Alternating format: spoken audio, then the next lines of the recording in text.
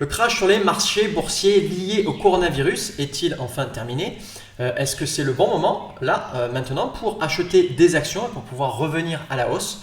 Et comment trouver les meilleures opportunités boursières en ce moment, comme par exemple le titre TISI ou le titre TWNK?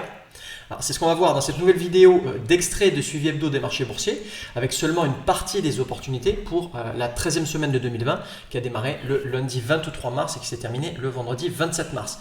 Donc juste avant, comme d'habitude, cliquez sur le bouton s'abonner pour pouvoir rejoindre les autres traders gagnants abonnés à Bourse Ensemble.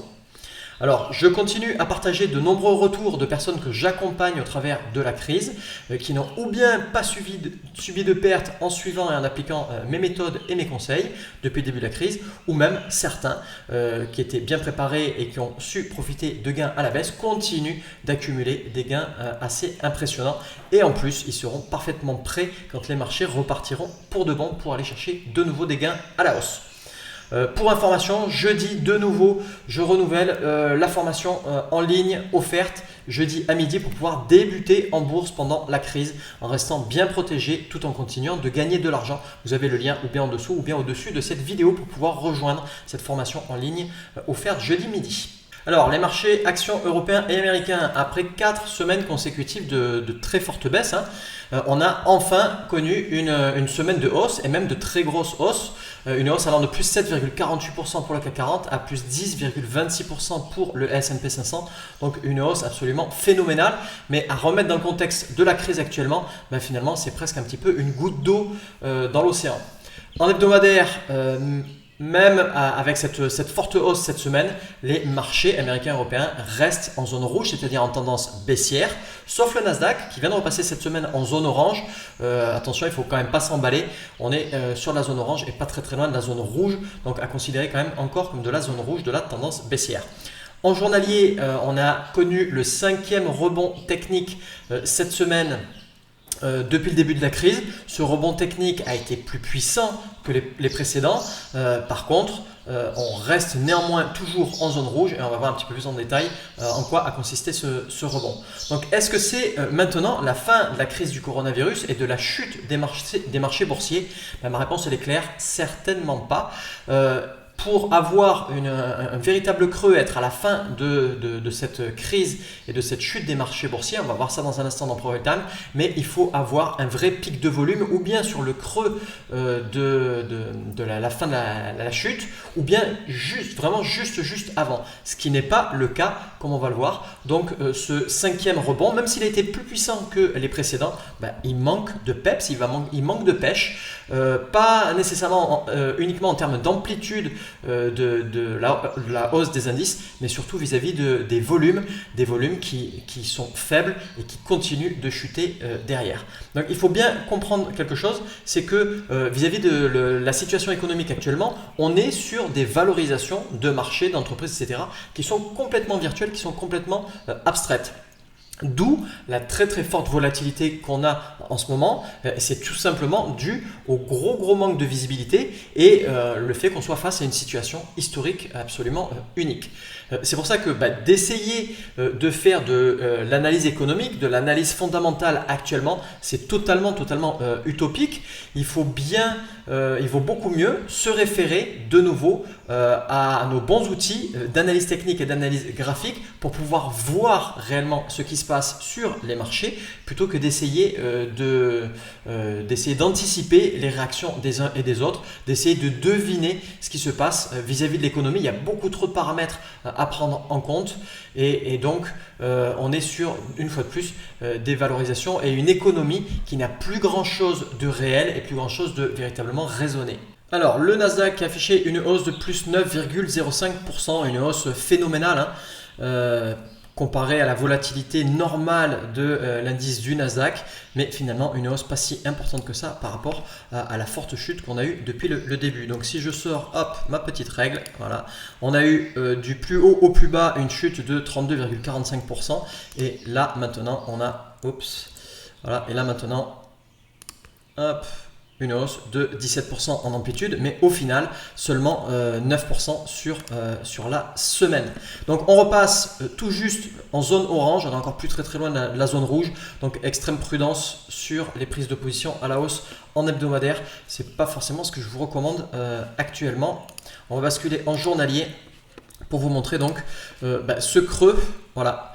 Ce creux ici qui manque de pêche pour avoir une véritable arrêt de la fin de la chute. Il nous faudrait un pic de volume beaucoup plus important que ça, ou sur le dernier plus bas, ou alors juste avant, ce qui n'est pas le cas. On a des volumes qui continuent à baisser. On a une reprise, on a eu un rebond mardi, mercredi, jeudi assez important, surtout sur la séance de mardi et la séance de jeudi, avec de fortes hausses en séance, plus 8% mardi et plus 5,60% jeudi. Ça nous a fait stopper des stop loss, on s'est fait sortir de position à la baisse, pas grave, on accuse quelques petites pertes, on a pu bien profiter de la baisse.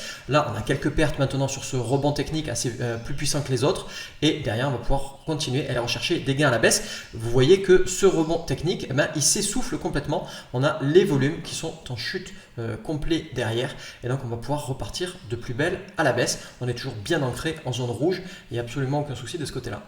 Le CAC 40 en hebdomadaire, plus 7,48% de hausse. Hop! Voilà, ce retour à la hausse, ce rebond, on l'avait déjà anticipé le week-end dernier avec ce qu'ils appellent un marteau, donc 4-5 bougies de baisse, un tout petit corps, une toute petite mèche haute, le corps peut être rose ou bleu, peu importe, et derrière une longue mèche basse. Ça indique en général la fin d'une baisse, un retour à la hausse ou un rebond derrière. Ce rebond, on l'a eu cette semaine. Vous voyez que ce rebond, même s'il est assez puissant en termes d'amplitude, il manque carrément de pêche puisqu'on a des volumes qui sont encore en chute et qui sont en dessous de la moyenne. Basculer en journalier pour vous montrer un petit peu tout ça. On retrouve donc les fortes hausses de mardi, mercredi, jeudi où on commence à s'essouffler avec les volumes en baisse et le manque de fort volume sur le creux ou juste avant le creux. Au niveau des opportunités actions de la semaine, les gains à la baisse, pour information, depuis le début de la crise du coronavirus sont estimés à grosso modo 343 milliards de dollars rien qu'aux États-Unis. Donc j'espère qu'avec les vidéos de suivi hebdo, mes différents conseils, etc., vous avez su profiter au maximum de ces gains à la baisse, justement, qui sont absolument colossaux. Alors c'est vrai, vous êtes quelques-uns à me faire la remarque que la vente à découvert pour pouvoir profiter de gains à la baisse en Europe est un petit peu plus compliqué, notamment sur le marché parisien où la vente à découvert est interdite jusqu'à mi-avril et jusqu'à nouvel ordre. Mais ça reste possible sur d'autres marchés en Europe et surtout ça reste possible sur les marchés américains, le Nasdaq et le NYSE. Et même si vous n'opérez pas sur ces marchés-là, vous avez toujours la possibilité d'utiliser d'autres produits que la vente à découvert en passant par les options ou les CFD par exemple. Donc c'est vrai aussi que pendant une période de crise comme ça, il faut avoir le cœur bien accroché pour pouvoir aller chercher ces gains à la baisse. Mais je vous rassure entre guillemets, c'est toujours comme ça pendant les périodes de très forte volatilité, notamment quand on est sur des périodes de baisse où la volatilité est encore plus importante, les mouvements sont encore plus forts, plus violents, plus rapides. Pourquoi? Parce que ils sont alimentés par des forts mouvements de panique. Et donc c'est pour cette raison-là que vous devez prendre quelques précautions, comme premièrement ne pas être totalement exposé avec tout votre capital. Ça veut dire ne pas utiliser tout votre capital pour aller prendre des positions à la baisse.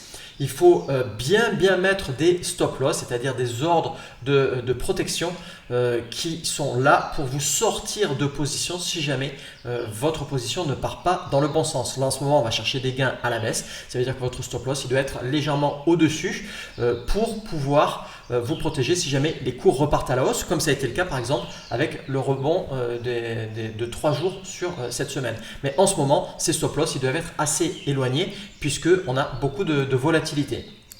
Et enfin, troisième conseil, c'est de vous couper au maximum des bruits de marché, c'est-à-dire les news économiques, c'est-à-dire les journaux, les conseils que vous pouvez entendre à droite, à gauche. Pourquoi? Pour essayer plutôt au contraire de vous focaliser le plus possible sur ce qui se passe réellement sur les marchés plutôt que sur les bruits économiques. Donc bien sûr qu'il y a beaucoup d'entreprises qui sont largement décotées ou sous-cotées actuellement et que ce n'est pas normal d'avoir des grosses entreprises qu'on utilise tous les jours, qui voient leur cours de bourse totalement chuter, comme c'est le cas depuis le début de la crise du coronavirus, mais ce n'est absolument pas une raison valable pour rentrer maintenant, pour essayer d'espérer un gain à la hausse sur ces entreprises qui sont fortement décotées. Tout est vraiment une question de timing en bourse et malheureusement, l'analyse fondamentale, en analysant les comptes de résultats, les bilans, les valorisations des entreprises par rapport au cours de bourse, l'analyse fondamentale, elle est très mauvaise pour ça, pour aller chercher le bon timing. Donc oui, c'est sûr, ces entreprises sont énormément sous-cotées et dévalorisées. Par contre, si vous rentrez maintenant, vous risquez de chuter encore plus, de perdre encore beaucoup plus d'argent, alors qu'il va falloir peut-être des semaines, voire des mois pour pouvoir aller récupérer de nouveau ces gains. Donc il vaut beaucoup mieux utiliser l'analyse technique et l'analyse graphique pour avoir un bon timing et en plus pour aller chercher les meilleures opportunités en ce moment. Donc pour synthétiser tout ça, donc on est sur une configuration de marché qui est vraiment exceptionnelle en ce moment. Les configurations qu'on recherche habituellement avec mes outils, avec mes techniques par exemple, cette semaine, elles ont moins bien fonctionné. Pourquoi ? Parce que ce rebond assez puissant des 3 jours de mardi, mercredi, jeudi est venu mettre un petit peu la zizanie et nous mettre dans une situation quasiment unique sur les marchés boursiers. Donc il fallait oublier les calmes plats, c'est-à-dire où on n'a plus vraiment de fluctuation des cours parce que c'était plus du tout le cas. Il y a beaucoup trop de volatilité actuellement. Il fallait aussi oublier les positions à la hausse. Pourquoi ? Parce qu'on est, je vous rappelle, on est dans une zone rouge, dans une forte tendance baissière. Il faut absolument ne pas prendre de position à la hausse actuellement. Et il fallait aussi oublier mes techniques d'emballement baissier et fusée baissière parce qu'on était sur un rebond assez puissant cette semaine. Donc les screeners ne nous ont quasiment rien retourné de ce côté-là. Et les baisses exponentielles qui nous apportent pas mal de gains depuis le milieu de la crise jusqu'à maintenant n'ont pas ressorti beaucoup d'opportunités qui ont été tuées par ce rebond des 3 jours mardi à jeudi. Et de toute façon, cette technique-là, on commence à être particulièrement étendu, on commençait à être particulièrement étendu face à la baisse déjà particulièrement prononcée depuis le début de la crise. Mais ce petit rebond commence à nous faire ressortir de nouveau des titres intéressants à la baisse. Voilà, donc on est un petit peu tombé en rade d'opportunités pendant 2-3 jours, ce qui est pour moi l'exception du siècle, parce qu'à chaque fois on a toujours des bonnes techniques pour pouvoir aller chercher tout le temps des gains à la hausse, à la baisse, peu importe les techniques. Mais je vous rassure, ça ne va pas durer cette diète un petit peu, puisque ça commence à repartir déjà là de nouveau et qu'on va pouvoir repartir de plus belle à la baisse là pour les jours qui viennent.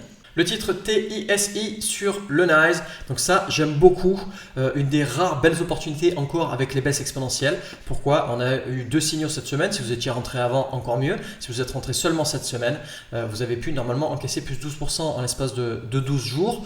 Pourquoi j'aime beaucoup ? Parce qu'on n'est pas trop étendu encore par rapport à la moyenne mobile à 14 jours. Alors c'est vrai que ça peut paraître tardif parce qu'on rentre sur le 10e ou 12e signal, mais je vous rappelle qu'on est dans un contexte très particulier et exceptionnel, et donc avec la technique de baisse exponentielle, il va falloir un petit peu oublier le fait qu'on soit face à de nombreux signaux. Ce que j'apprécie en plus aussi, c'est déjà cette fusée baissière, l'accélération qui a eu lieu le 12 mars. Ensuite, on a eu plus ou moins une hausse imprévue, un petit rebond le 19 mars. Il n'est pas ressorti sur notre radar, mais on voit bien qu'on a eu cette petite reprise. Et derrière, malgré le rebond des marchés de mardi à jeudi, on a continué à repartir de plus belle à la baisse. Donc pour moi, très belle opportunité avec la technique de baisse exponentielle. Autre super belle opportunité, le titre TWNK sur le Nasdaq, de la baisse expo. Si vous êtes rentré au début, super. Si vous êtes rentré plutôt cette semaine, ça reste super aussi. La dernière annonce de résultat, elle est derrière le 26 février. Très belle opportunité à la baisse, on n'est pas trop étendu par rapport à la moyenne mobile. Le stop loss, vous le placez sur le dernier sommet qui coïncide de toute façon plus ou moins avec la moyenne mobile à 14 jours. Donc il n'y a pas trop d'ambiguïté pour aller placer le stop loss. Le rebond de cette semaine, on est encore loin du stop loss. Donc tenir la position, ça ne devrait pas causer trop de problèmes. Alors pour conclure cette vidéo de suivi hebdo, le 5e rebond nous a sorti de certaines positions à la baisse, c'est pas grave, on était protégé. Ce rebond, c'est pas une véritable reprise à la hausse, c'est un rebond de nouveau. On va repartir à la baisse, la chute n'est pas finie et donc on continue à aller chercher des gains à la baisse avec les screeners qui continuent à nous retourner, qui vont se remettre à nous retourner de belles opportunités à la baisse.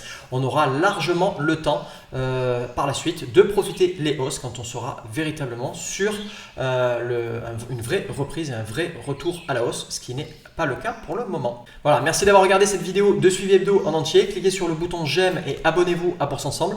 Je vous rappelle de nouveau, je renouvelle l'opération de la formation en ligne offerte jeudi midi pour pouvoir débuter en bourse dans un contexte particulier et profiter au maximum de la crise du coronavirus. Donc je vous dis à jeudi et surtout n'oubliez pas, faites partie des traders qui savent déterminer si la crise est terminée ou si elle n'est pas terminée pour pouvoir en profiter au maximum et pour profiter donc de l'opportunité du siècle en bourse en ce moment.